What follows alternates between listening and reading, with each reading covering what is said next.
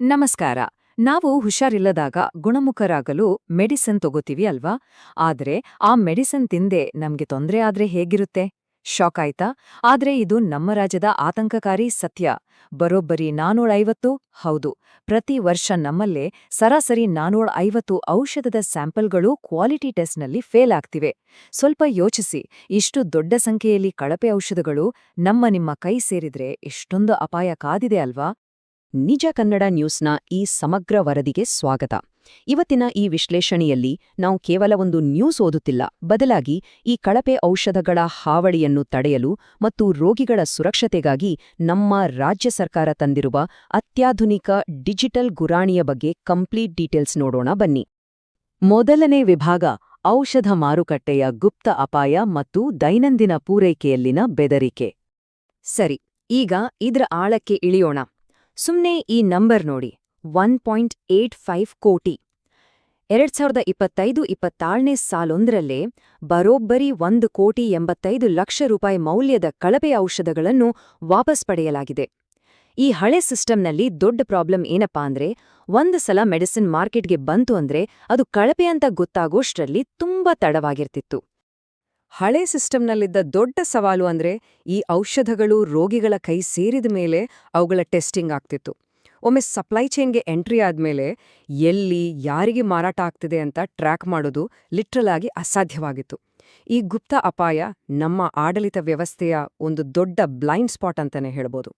ವಿಭಾಗ 2: ಕರ್ನಾಟಕದ ಹೊಸ ಡಿಜಿಟಲ್ ಗುರಾಣಿ, ಈ ತಂತ್ರಜ್ಞಾನ ಆಧಾರಿತ ಕಣ್ಗಾವಲು ವ್ಯವಸ್ಥೆ. ಈ ಪ್ರಾಬ್ಲಮ್ ಸಾಲ್ವ್ ಮಾಡಕ್ಕೆ ರಾಜ್ಯ ಆರೋಗ್ಯ ಸಚಿವ ದಿನೇಶ್ ಗುಂಡೂರಾವ್ ಅವರು ಒಂದು ಹೊಸ ಸೊಲ್ಯೂಷನ್ ತಂದಿದ್ದಾರೆ. ಅದೇ ಈ ಡಿಜಿಟಲ್ ಗುರಾಣಿ. ನಮ್ಮ ರಾಜ್ಯದ ಫುಡ್ ಅಂಡ್ ಡ್ರಗ್ ಅಡ್ಮಿನಿಸ್ಟ್ರೇಷನ್ ಅಂದ್ರೆ FDA ತಂದಿರೋ 2 ಸಿಸ್ಟಮ್ಗಳು ಇದರಲ್ಲಿವೆ. ಒಂದು, ಕಳಪೆ ಔಷಧಗಳ ಮಾರಾಟನ ಆಟೋಮ್ಯಾಟಿಕ್ ಆಗಿ ತಡೆಯೋದು.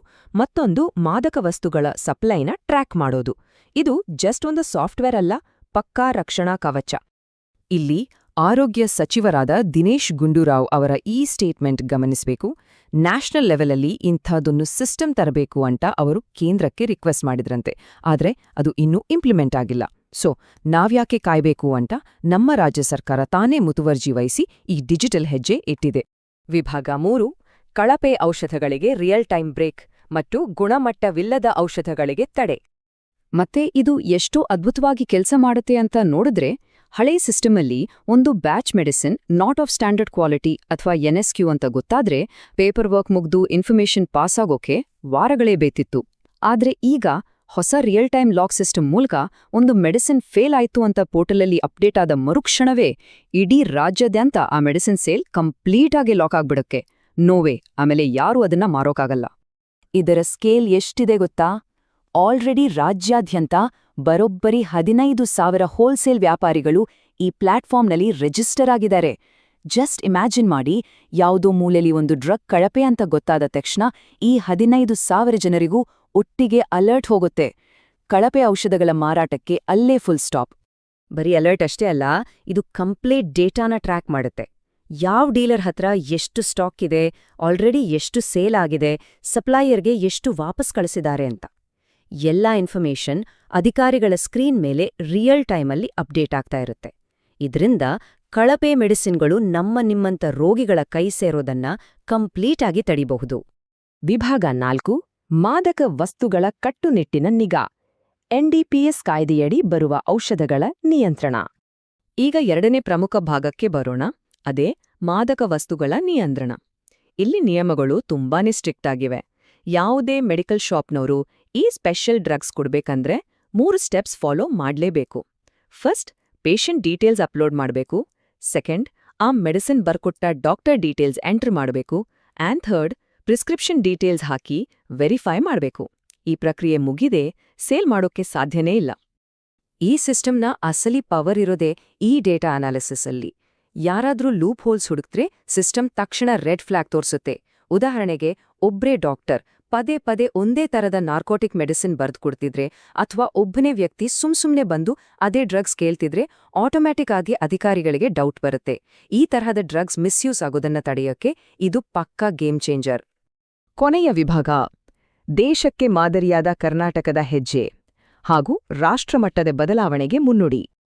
ಖಂಡಿತ, ಫಾರ್ಮಾ ಸೆಕ್ಟರಲ್ಲಿ ಇದೊಂದು ಬೃಹತ್ ಕ್ರಾಂತಿ ಅಂತಾನೆ ಹೇಳಬಹುದು. ಹಳೆಯ ಪೇಪರ್ ಬೇಸ್ಡ್ ಸಿಸ್ಟಮ್ ಇಂದ ಕಂಪ್ಲೀಟ್ ಡೇಟಾ ಡ್ರಿವನ್ ಸಿಸ್ಟಮ್ಗೆ ನಾವು ಶಿಫ್ಟ್ ಆಗ್ತಿದ್ದೀವಿ.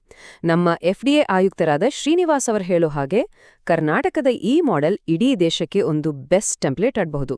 ಹೌದು, ನಮ್ಮ ರಾಜ್ಯದ ಈ ಇನಿಷಿಯೇಟಿವ್ ಫ್ಯೂಚರ್ನಲ್ಲಿ ಇಡೀ ಇಂಡಿಯಾದ ಹೆಲ್ತ್ ಸಿಸ್ಟಮ್ಗೆ ಒಂದು ದಿಕ್ಸೂಚಿಯಾಗಬಹುದು. ಕೊನೆಯದಾಗಿ ಒಂದು ಪ್ರಶ್ನೆ ಕಾಡ್ತಿದೆ. ಈ ರಿಯಲ್ ಟೈಮ್ ಡಿಜಿಟಲ್ ಗುರಾಣಿ ಸಿಸ್ಟಮ್ ಮುಂದಿನ ದಿನಗಳಲ್ಲಿ ಇಡೀ ದೇಶದ ಫಾರ್ಮಸಿಗಳನ್ನ ಮತ್ತು ರೋಗಿಗಳನ್ನ ರಕ್ಷಿಸೋ ಹೊಸ ನ್ಯಾಷನಲ್ ಸ್ಟ್ಯಾಂಡರ್ಡ್ ಆಗತ್ತಾ? ಖಂಡಿತವಾಗ್ಲೂ ಆಗ್ಬೇಕಲ್ವಾ? ತಂತ್ರಜ್ಞಾನ ಆಧಾರಿತ ಈ ದಿಟ್ಟ ಹೆಜ್ಜೆ ನಮ್ಮ ಮೆಡಿಕಲ್ ಸಿಸ್ಟಮ್ನ ಚಿತ್ರಣವನ್ನೇ ಬದಲಾಯಿಸ್ಲಿ ಅಂತ ಆಶಿಸೋಣ. ಈ ವಿಶ್ಲೇಷಣೆ ನಿಮ್ಗಿಷ್ಟವಾಯ್ತು ಅಂತ ಭಾವಿಸ್ತೀನಿ. ಮತ್ತೊಂದು ಇಂಟ್ರೆಸ್ಟಿಂಗ್ ಎಕ್ಸ್ಪ್ಲೇನರ್ ಜೊತೆ ಮತ್ತೆ ಸಿಗೋಣ. ನಮಸ್ಕಾರ.